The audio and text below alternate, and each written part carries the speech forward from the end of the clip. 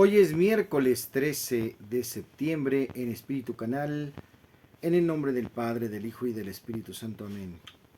Bendito seas, Espíritu Santo, fuente de luz, de santidad y de paz. Te pedimos por todas las situaciones en nuestro mundo y especialmente en nuestro México. Por las dificultades en la salud, ayúdanos, Señor, a tener todo lo necesario para poder estar bien. En medio de una situación complicada de enfermedad, pedimos por todos los enfermos y los que los cuidan, por todos los médicos que se comprometen con amor a llevarlos con bien durante sus procesos. En el nombre del Padre, del Hijo y del Espíritu Santo. Amén.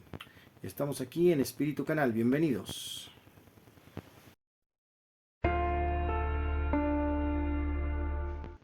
Lectura del Santo Evangelio según San Lucas capítulo 6, 20 al 26. En aquel tiempo, mirando Jesús a sus discípulos, les dijo: Dichosos ustedes los pobres, porque de ustedes es el reino de Dios. Dichosos ustedes los que ahora tienen hambre, porque serán saciados. Dichosos ustedes los que lloran ahora, porque al fin reirán. Dichosos serán ustedes cuando los hombres los aborrezcan y los expulsen de entre ellos, y cuando los insulten y maldigan por causa del Hijo del Hombre. Alégrense ese día y salten de gozo, porque su recompensa será grande en el cielo, pues así trataron sus padres a los profetas. Pero ay de ustedes los ricos, porque ya tienen ahora su consuelo.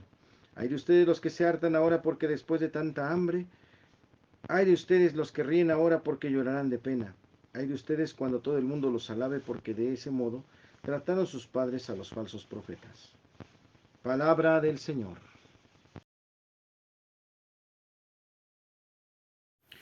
En el Evangelio de hoy, con toda honestidad, las bienaventuranzas son contradicción, porque mientras el mundo nos dice bienaventurados los que tienen, los que no sufren, los que no lloran, los que pues no tienen ninguna dificultad, ninguna persecución, pues son dichosos. En cambio acá es completamente lo contrario. Recordemos que hay dos bienaventuranzas, ¿verdad?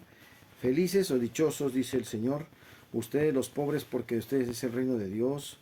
Aquellos que son más necesitados son los preferidos por el Señor, los que tienen ahora hambre y sed de justicia, porque también tendrán una saciedad, es decir, no pasará impune la persona que hace el mal.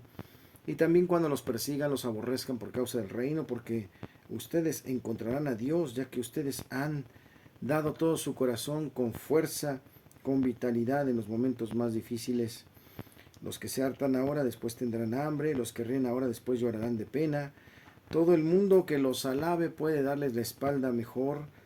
Traten de ser humildes, porque así trataron a sus padres los falsos profetas. Alegrarnos en medio de la persecución, en medio del mundo, en medio de la dificultad, pues es algo inverosímil, es algo diferente, es algo nuevo. Es una propuesta para todos nosotros de dejarnos llevar por cosas novedosas. Ya que el Señor llena nuestros corazones, todas las necesidades se ven solventadas. Quien sigue al Señor y busca su reino, todo lo demás lo tiene por añadidura. Bienaventurados es reflexionar cada una de las bienaventuranzas poco a poquito y darnos cuenta que no es cierto lo que el mundo nos dice o como el común de la gente que busca las vanidades de este mundo, sino más bien permanecer en la humildad y la fortaleza de la lucha por el reino de los cielos. Así sea.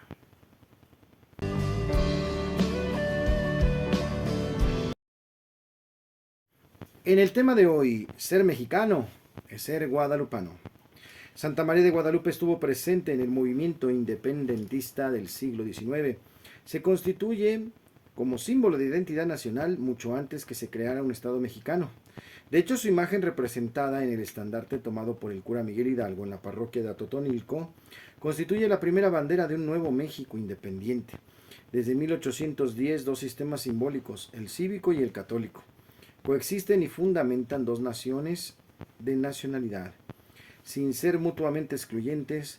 Con la aparición del liberalismo a mediados del siglo XIX, estos dos sistemas se aíslan y se crean en un abismo muy doloroso y sangriento que desemboca en el conflicto religioso de 1926-1929, con secuelas que llegan hasta nuestros días. El Estado trata de imponerse como nación, pretendiendo identificar lo estatal con lo nacional. No se preocupa por construir un pueblo, ni lo ha reclamado como fundamento de su existencia legítima. El pueblo católico se ha construido al margen del Estado y no ha sido nunca invitado a la vida política mexicana. Desde hace más de 150 años ha querido acallar la participación activa de Santa María de Guadalupe al nacimiento de un México nuevo e independiente.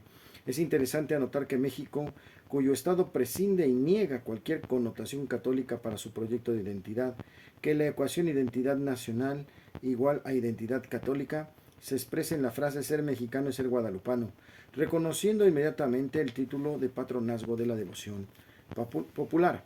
Santa María de Guadalupe es un fundamento netamente nacional, cuya devoción popular es independiente del Estado y se abre como una posibilidad de movilización social y participación en la esfera pública que no es posible dentro del espacio político. Hoy nuestro país contempla otro espacio político, otro abismo. El liberalismo que nos llegó de Europa se ha transformado. Nuestra identidad sigue siendo en términos de cultura fundante católica, pero en nuestra cultura actual existe un abismo dentro del abismo sembrado por el liberalismo. Hoy el abismo entre la ciencia, técnica, tecnología y la religiosidad del mexicano parecen irreconciliables. Las palabras sagradas de la modernidad industrial, la experiencia verificable, la utilidad han sido encajadas en nuestra identidad nacional por la cultura y el Estado, pero con grave daño para la identidad nacional. Por tanto, el nuevo paradigma del mexicano se puede definir así: lo experimentable, lo verificable, lo útil es válido. El resto ya no es parte de nuestra identidad. Solo un objeto observable en un museo. El pluralismo religioso en el México actual se ha ajustado a este paradigma, lo experimentable, lo verificable, lo útil. Pero cabe preguntarnos, ¿y Santa María de Guadalupe cabe dentro de estos paradigmas y a estas normas de conducta y gobernabilidad? ¿Dejará de ser Santa María de Guadalupe parte de la identidad nacional? ¿Podrá este nuevo paradigma cultural implantar una nueva identidad nacional y hacer desaparecer nuestra auténtica identidad nacional? El intento de la cultura actual de crear e implantar una religión pragmatista hecha a la medida a una vivencia funcional pragmática de la religión, sabemos que choca con el mensaje de Jesucristo mismo y con la profundidad del mensaje de Santa María de Guadalupe. Esa religión funcional fabricada al antojo y capricho humano, esa religiosidad aterrizada en la idea del liberalismo que maneja bien la tecnociencia, las ideas de progreso económico, parecen irreconciliables en el seno familiar, donde unos miembros son mexicanos y guadalupanos y los otros no saben ni quién son. Esta religiosidad funcional, este pluralismo religioso, conlleva obviamente a una exagerada situación de pragmatismo que puede ponerse en práctica sin signos religiosos, sin imágenes, y conlleva en el fondo la negación de toda religión, norma moral o fundamento ético. Esto lleva al mexicano hacia la nada, al absurdo, a las soledades, a la tiniebla más grande de su ser. No debemos tener nada, creer en nada, somos nada. Del divorcio de la Iglesia y el Estado, postulado en el siglo XIX, le sigue el divorcio de la religión y la sociedad, postulado en la actualidad. En este pasaje del hombre contemporáneo que ya no tiene creencias, que organiza en su mundo, ni no tiene nada que surja de fundamentalismos, los esotéricos y esclavizantes impuestos por la cultura de la religión funcional.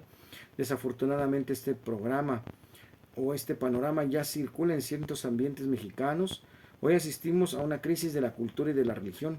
Muchos mexicanos vivimos en un pragmatismo religioso, eminente, funcional, predominando las concepciones religiosas fundamentalistas y también esoterismos de magia y superstición que van desde la mano del consumismo, utilitarismo, hedonismo en México, y ya están presentes los perfiles de esa religiosidad pragmática, hedonista y funcional.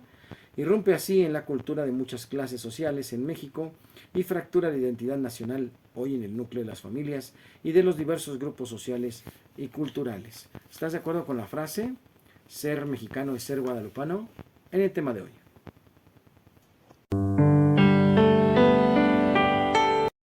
En Santos y Conversos hoy celebramos a San Juan Crisóstomo. San Juan fue un as de la palabra desde muchacho.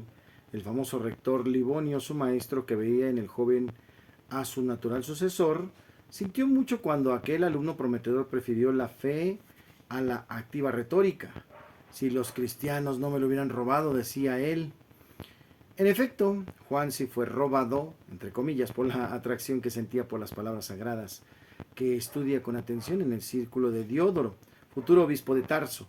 San Pablo es uno de sus preferidos, al que le dedicará mucho tiempo en pensamiento y páginas, pero en fin, toda la Biblia con sus enseñanzas deja una huella profunda en aquel joven de Antioquía que se prepara para convertirse en una espada de doble filo en el oriente cristiano del siglo V, precisamente por aquel talento de decir las cosas sabiendo que lo dice bien. El obispo Fabiano lo ordenó sacerdote, pero Juan, desde los años de diaconado, demuestra rotundamente que su capacidad de hablar a la gente de las escrituras es fuera de lo común. Antes de esta fase, el joven también hace la experiencia eremítica, 6 años en el desierto, los últimos 2 en una caverna, y estos consolidan en él pues un carácter de sobriedad que confiere ulterior fuerza a sus palabras que sacuden siempre por su franqueza y por su modo de vivencia. Predica el amor concreto a los hermanos más pobres, insta a los monjes a realizar obras de caridad y a desprenderse del dinero, impulsa a los laicos a evitar la telaraña de la corrupción. En suma, más espacio al espíritu y menos a la carne. Juan es un moralista, en el sentido positivo del término, para una época en la que extraer de los dichos bíblicos normas de comportamiento coherentes con la vida de un bautizado era el camino que se recorría con frecuencia. Cuando tenía alrededor de 50 años, en el año 397, da el gran salto. Juan está en Constantinopla para suceder al patriarca Nectario, cambia el papel, gran visibilidad y cercanía a la corte. El único que no cambia es Juan, el fustigador de la corrupción que en los palacios del poder bizantino pulula. Es fiel a su estilo, la gente lo ama por eso, tal como lo testimonian pues diferentes hermanos de sus contemporáneos. Los que comienzan a detestarlo cada vez más abiertamente son la nobleza y el clero, apegados a sus privilegios, y de aquel hombre que en lugar de alinearse a los modos del círculo del que ha entrado a formar parte, recibe frases que nos hacen descuentos, indolencias y vicios, sobre todo por parte de quien viste una túnica. Son los blancos preferidos y a las palabras siguen los hechos. Muchos presbíteros son removidos por indignidad, incluido el obispo de Éfeso. Para muchos es demasiado, y contra un hombre que en el fondo es más ingenuo que astuto, parte la lista de intrigas. Uno de sus hermosos apodos, Boca de Oro. Capitanea la fronda contra Juan el patriarca de Alejandría, Teófilo y la emperatriz Eudoxia. En su ausencia convocan un sínodo que obliga a Juan al exilio.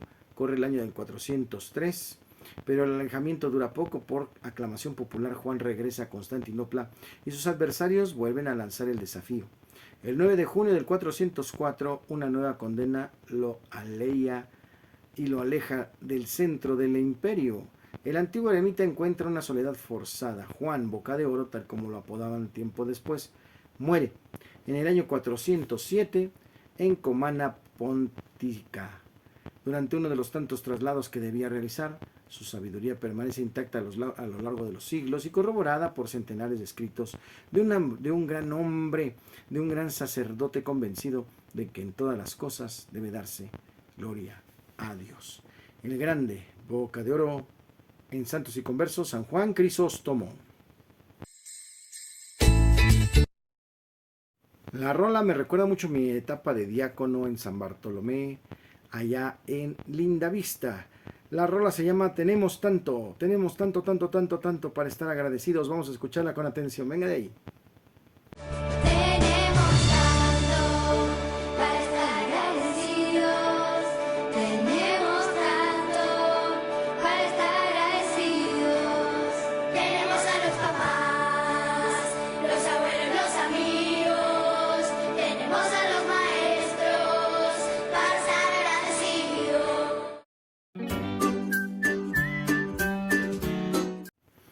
Y en el chiste, un policía va siguiendo a un conductor hasta que lo ve más adelante y le pide detenerse. Mire, le dice el policía, yo quiero decirle que estamos en una campaña de que el conductor que sea el mejor, bueno, pues lo vamos viendo según cómo se desempeñe y le vamos a dar un premio. Usted es el premiado porque en verdad lo hemos venido siguiendo durante varios días y maneja muy bien. Lo felicitamos, no se ha pasado ningún alto, deja pasar a algunos a su carril, no acelera, no maneja loco. En verdad lo felicitamos. Trae cinturón de seguridad, le vamos a dar su premio de 10,000 pesos. ¿Y qué va a hacer con este dinero? El conductor responde, pues creo que voy a pagar la licencia porque no tengo. Su mujer que viene al lado dice, no le haga caso, señor policía, cuando toma y se droga es medio impertinente, no le haga caso. Y la abuelita que viene atrás, por eso yo le dije que no se robara este carro. Señor Jesús. En Curiosidades de la Iglesia Católica vamos a la explicación de las bienaventuranzas de una manera sencilla. Pobre de espíritu, necesitado de Dios, eso es. Afligido, le da tristeza el dolor de los demás. Humilde, manso, no reacciona con violencia. Tiene hambre y sed de hacer la voluntad de Dios. Misericordiosa, es bueno con todos y los ayuda. Limpio de corazón, ama la verdad, construye la paz. Perseguida por hacer la voluntad de Dios, aunque le pongan apodos y le critiquen, sigue de pie con sus convicciones. Pequeños y breves ejemplos de lo que son las bienaventuranzas. En curiosidades. En la buena onda de hoy, no se olviden que estamos en Semana Bíblica. Hoy le toca al padre Gustavo Montoya. Vamos a escucharlo con atención allá en San Juan Tlihuaca. Y no se olviden que este fin de semana tenemos el domingo lucha libre aquí en Santa Lucía. El Señor les guarde, les protege, les bendiga, haga resplandecer su rostro sobre ustedes y les conceda la paz. Que les bendiga siempre el Padre, el Hijo y el Espíritu Santo. Les acompañe siempre. Yo soy el Padre Jorge Arturo Moreno, contento de estar contigo. Y no se te olvide que continuamos trabajando fuertemente aquí en Espíritu Canal. Dale like y comparte este video para que otros hermanos conozcan esta plataforma que no tiene otra pretensión sino sinceramente que el Señor se conozca y se ame más. De eso se trata. Bendiciones para todos. Nos vemos mañana.